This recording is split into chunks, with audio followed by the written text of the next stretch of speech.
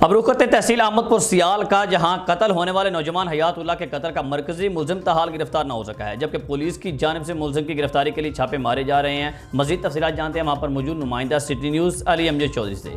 ये अली अमजद, क्या वजह है, क्यों नहीं मुलजिम को गिरफ्तार किया जा सका?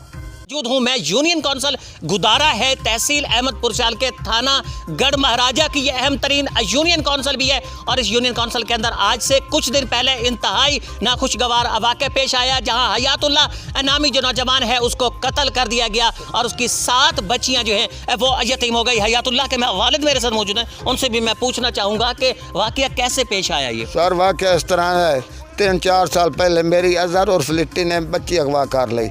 उस तो बाद पिछले महीने की 25 तरीक को तीनों भाई मोटरसाइकिल पर आए, मेरे बेटे को घर बैठे फायर मार दिता इन्हें।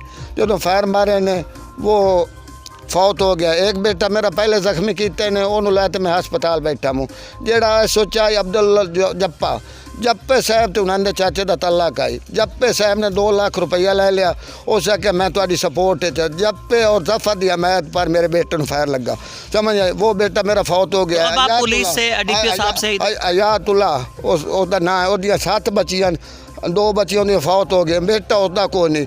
डीपीओ साहब है जेड़ा जंग वाला, वो बहुत अच्छा ईमानदार है। एसपी साहब भी बहुत अच्छे ईमानदार हैं, तो वो हमारी सपोर्ट कर रहे हैं। जेड़ा जप्पा साहब है उन्होंने डीपीओ साहब मुअत्तल कर दिया है। आपको अब भी धमकियां मिल रही हैं? ये अजहर और फलिट्टी वो धमकियां दे रहे हैं, भाई आज ही माराम खान उसके बाप को ही कत्ल करना और उसके दूसरे भाइयों के कत्ल करते फिर मैं पेश छोड़े।